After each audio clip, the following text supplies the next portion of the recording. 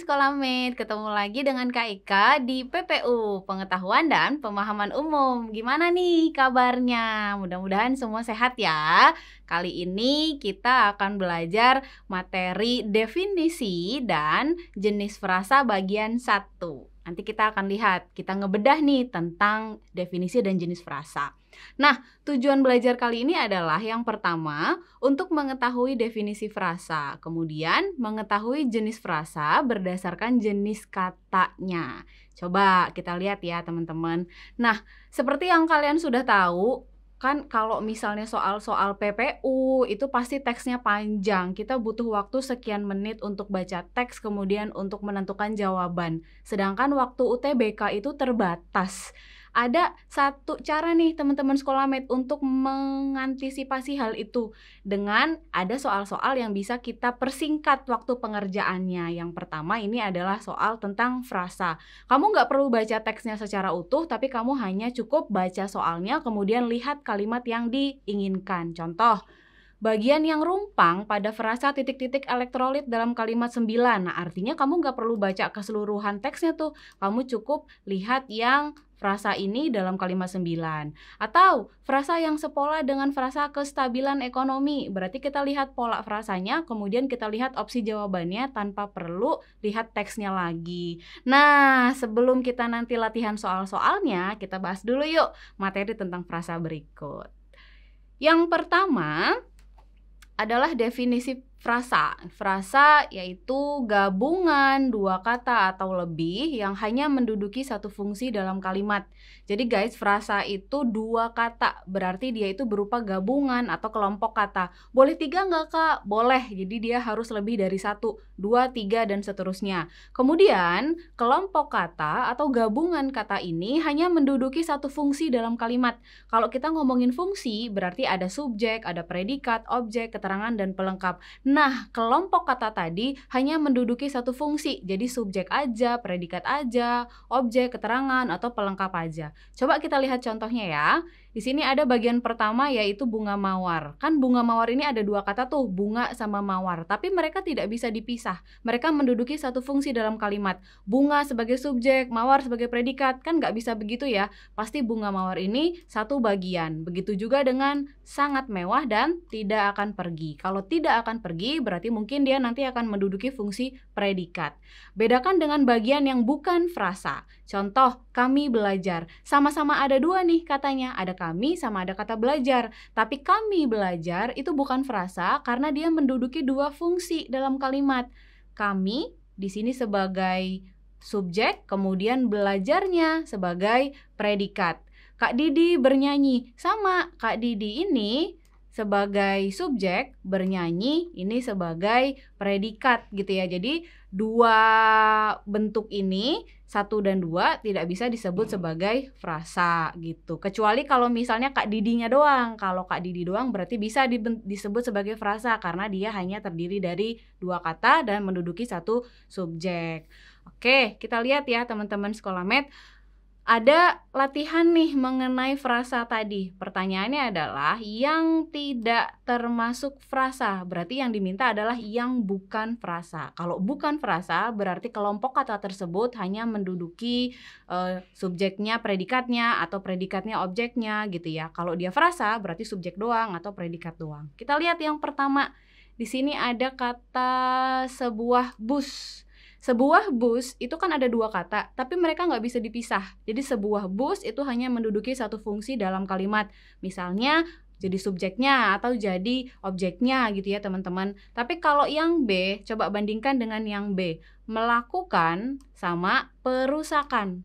Melakukan itu kan kata kerja. Kata kerja tuh umumnya menduduki fungsi predikat. Kemudian melakukan perusakan. Apa yang dia lakukan? Perusakan gitu. Berarti melakukan ini sebagai predikat, perusakannya sebagai objek. Dua kata ini menduduki dua fungsi yang berbeda. Nah, kira-kira frasa atau bukan tuh? Bukan ya. Maka yang tidak termasuk frasa adalah yang B, melakukan perusakan. Coba kita lihat yang C. tindakan kriminal. Tindakan kriminal ini juga frasa karena dia itu satu bagian yang tidak bisa dipisahkan. Tidak hanya bersekolah, ini juga frasa. Kemudian di kota-kota besar, ini juga frasa. Begitu ya teman-teman sekolah MIT. Oke, sekarang kita lanjut pada bagian berikutnya. Kita akan bahas jenis frasa berdasarkan jenis katanya. Yang pertama ada frasa nominal. Nah, sering gak nih dengar kata nominal? Nominal di sini tidak ada kaitannya dengan uang atau dengan jumlah sesuatu gitu ya guys. Tapi frasa nominal di sini maksudnya adalah frasa yang intinya berupa nomina atau kata benda. Jadi nominal itu diambil dari nomina, kata benda. Atau kalau kamu nih akrab dengan bahasa Inggris, Kak saya lebih paham dengan bahasa Inggris. Nah, noun, kamu pernah dengar kata noun? Noun itu nomina kan? Nah, berarti sama nih, itu cara menghafalnya. Jadi kalau noun, nomina berarti intinya berupa kata benda. Yang mana sih yang bagian inti? Yang bagian inti itu adalah bagian yang penting, bagian yang tidak bisa dihilangkan dalam struktur frasa tersebut, dalam konstruksi frasa tersebut. Contoh, ini ada baju sama baru. Ayo, yang inti yang mana? Yang inti adalah kata bajunya gitu, bukan barunya. Saya membeli baju baru, berarti kan saya membeli baju.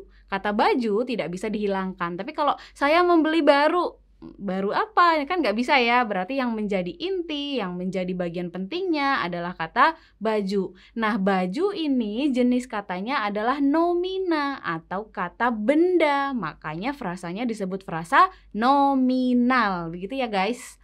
Kemudian bunga melati sama bunga, ini bagian inti, bunga itu nomina. Jilbab dan anak, ini juga bagian inti, dia juga nomina. Sekarang yang kedua, kita lihat frasa verbal. Jadi kalau jenis frasa berdasarkan jenis kata, ini kayak ada LL-nya gitu di ujungnya. Nominal, verbal. Nah, kalau verbal itu kan dekat dengan kata verb dalam bahasa Inggris tadi. Misalnya kalau nomina kan noun, kalau bahasa Inggrisnya verbal berarti verb. Artinya, kalau frasa verbal adalah frasa yang intinya berupa kata kerja atau verba. Contoh, belum tidur, yang menjadi inti adalah kata tidur. Tidur termasuk verba. Begitu juga dengan datang, belajar, dan telah dilaksanakan. Lanjut, yang ketiga ada frasa adjektifal. Frasa yang intinya adjektiva. Ada yang ingat? Adjektiva, adjektif, apa itu? Kata sifat, benar banget. Jadi yang menjadi inti adalah kata sifatnya. Kecil, kemudian terang, pandai, mewah. Ini merupakan frasa adjektifal karena intinya berupa kata sifat. Kemudian yang keempat ada adverbial, yaitu frasa yang terdiri atas adverbia atau kata keterangan. Contoh, agak sering. Nah, agak sering ini menunjukkan kata keterangan, jarang sekali, sangat tiba-tiba, sudah seharusnya. Nah, ini namanya frasa adverbial karena terdiri atas kata keterangan. Yang terakhir, teman-teman sekolah MIT, ini rasanya semua orang udah tahu deh, ini udah pada hafal. Kalau kita ngomongin preposisi, itu artinya kata benda. Maka frasa yang didahului preposisi atau yang didahului kata benda disebutnya frasa preposisional. Ingat ada L-nya tuh di belakang. Contohnya gimana? Nah, di itu kan preposisi tuh. Maka kalau ada kata di atas meja atau di atas aja juga boleh, itu frasa. Untuk teman-temannya pada zaman dahulu atau ke sekolah. Nah, ini beberapa contoh frasa preposisi ya guys. Ini ada 5 nih jenis frasa berdasarkan jenis katanya. Coba untuk memantapkan pemahaman kalian mengenai frasa, kita lihat soal latihan berikut. Langsung ke soalnya, nggak usah dibaca dulu teksnya. Frasa verbal dalam pernyataan di atas adalah, nah kan kita berarti nggak usah harus baca teksnya dong, kita bisa langsung lihat opsi jawabannya. Kamu tinggal pilih mana nih yang termasuk frasa verbal, asal kamu ingat konsep verbal tadi. Verbal, verb, kata kerja. Oh, berarti frasa yang intinya adalah kata kerja. Yuk kita cari, kita lihat. Yang A, pengaruh globalisasi. Ada kata pengaruh sama globalisasi. Pengaruh ini nomina, dia menjadi inti, berarti bukan verbal, namanya frasa nominal. Kemudian yang B, akan mengalami. Nah, mana nih yang penting? Yang akannya atau yang mengalaminya? Mengalaminya dong, karena kan nggak bisa dicoret tuh mengalaminya. Mengalami jenisnya adalah kata kerja atau verba. Maka sudah jelas bahwa bagian B adalah frasa verbal.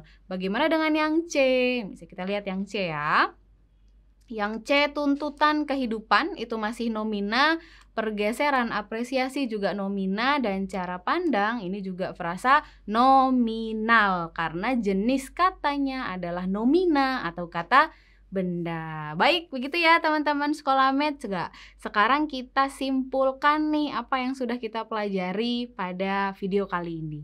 Jadi yang pertama adalah kita sudah memahami bahwa frasa adalah gabungan dua kata atau lebih yang hanya menduduki satu fungsi dalam kalimat.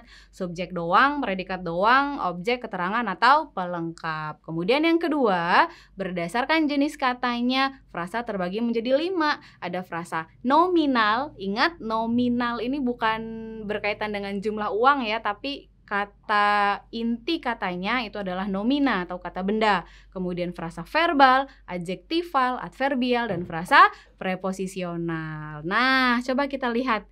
Kira-kira di pertemuan berikutnya kita akan bahas apa nih? Ternyata guys, kakak masih punya satu video berikutnya yang berkaitan dengan frasa, yaitu jenis frasa berdasarkan struktur intinya. Kalau tadi kita ngomongin berdasarkan jenis katanya, pada video berikutnya kita akan bahas berdasarkan struktur intinya. Baik, terima kasih teman-teman Sekolah Math. Sampai jumpa di pertemuan berikutnya. Bye-bye.